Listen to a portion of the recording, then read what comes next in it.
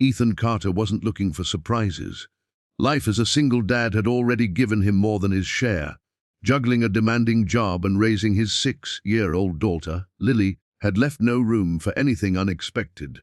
So when the doorbell rang that chilly morning, he assumed it was the nanny he'd hired after weeks of interviews. Instead, standing there was a woman who didn't fit the picture at all, elegant, poised, and with an aura of confidence that made the air shift. She extended her hand with a smile that didn't quite reach her eyes. "Hi, I'm Isabella. I'm here for the job." Ethan stared for a long moment, his hand still gripping the edge of the door. Isabella looked nothing like the nannies he had interviewed. No sensible shoes, no clipboard, no neatly tied hair. She wore a tailored coat, soft cashmere scarf, and heels that didn't belong on his front porch. And yet she stood there, calm and collected, as if she had every right to be. "You're Isabella?" he asked, his voice tinged with disbelief. "Yes," she replied with a subtle nod. "Is there a problem?" "As there a problem? Absolutely." He'd been expecting someone who looked like they had spent years chasing toddlers through playgrounds, not someone who could walk straight onto a fashion magazine cover. "I think there's been a mistake," Ethan said cautiously. "I was expecting a nanny." She finished for him, her lips curving slightly. "Yes, that would be me." He blinked. "You're a nanny." Her chin lifted slightly. "I have experience. I can cook, clean, and I'm great with children." "Your ad said you needed someone immediately, didn't it?" It was true. He did. Lily was inside, coloring on the living room floor, oblivious to the chaos outside. Ethan had already burned through 3 sitters this month. His boss was on his case about missed meetings, and if he didn't get back to the office soon, he might lose the one thing keeping their lives afloat.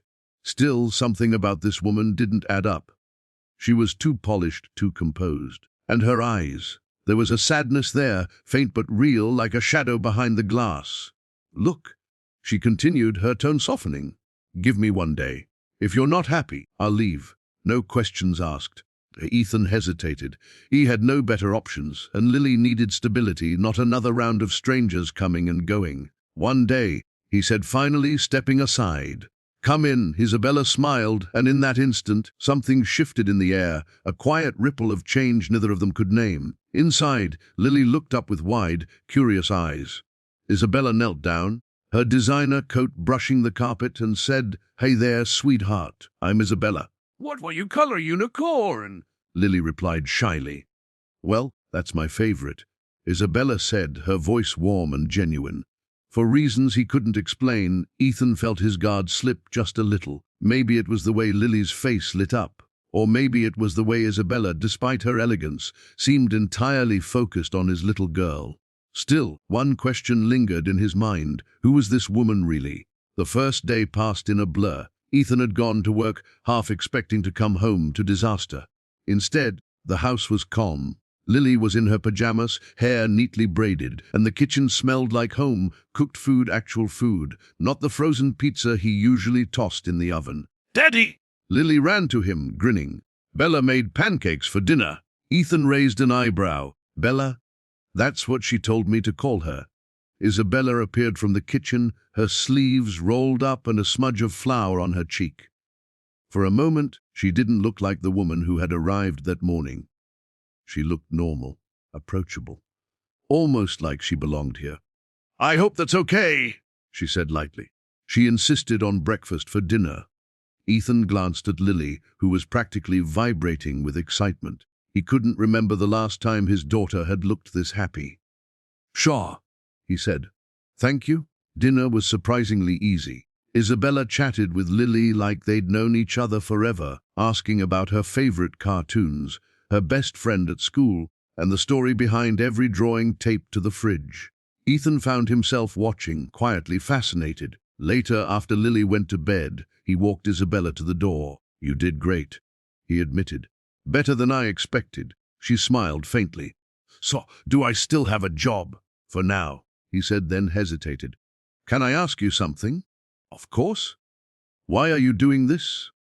You don't exactly seem like someone who needs the work." Isabella's eyes darkened, but her smile didn't waver. "Let's just say life changes fast."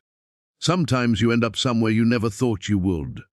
There was something in her voice, a weight that made him curious, but also made him stop pressing. Fair enough, he said. When the door closed behind her, Ethan stood there for a long moment, his thoughts tangled. He didn't know what her story was.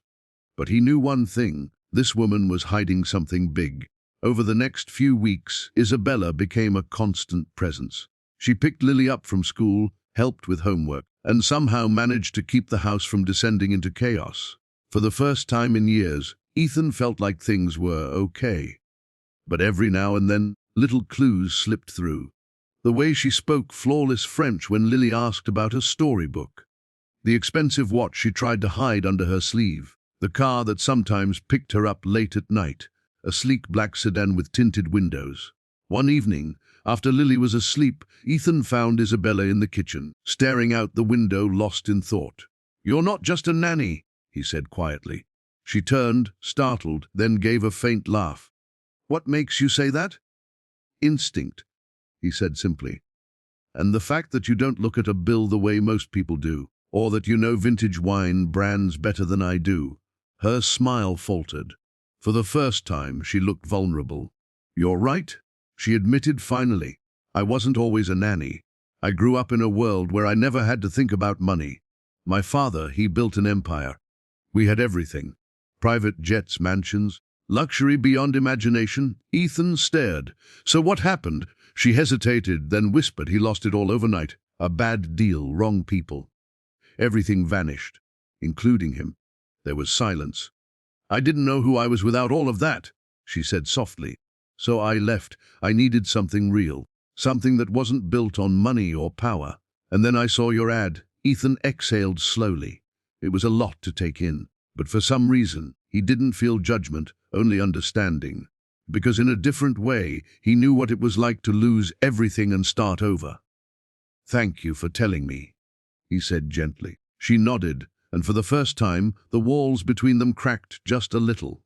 Spring melted into summer, and with it came an unexpected closeness. Isabella wasn't just Lily's nanny anymore, she was family.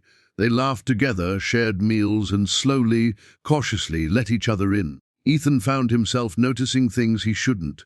The way Isabella's eyes lit up when Lily hugged her, the soft hum of her voice when she read bedtime stories. And sometimes, when their hands brushed, he wondered if she felt the same quiet spark. One evening, after Lily's birthday party, they stood outside under a sky scattered with stars. Isabella wrapped her arms around herself, shivering slightly. "Cold?" Ethan asked, draping his jacket over her shoulders. "Thanks," she murmured. Their eyes met, and something shifted, like the last barrier had finally fallen. "Bella," he said softly, "you could have gone anywhere. Why stay here?" She looked at him for a long moment. "Because here, I feel like I matter. Not for what I have or what I lost, just for me." His chest tightened. He understood that better than anyone. Before he could think, he reached for her hand. She didn't pull away. Instead, she smiled a real smile, bright and unguarded. In that moment, Ethan knew something had changed forever. Not because he had found a nanny, but because a broken man and a woman who lost everything had somehow found each other and built something new from the ashes. And as the stars burned above them, Ethan realized that sometimes the best things in life come when you least expect them.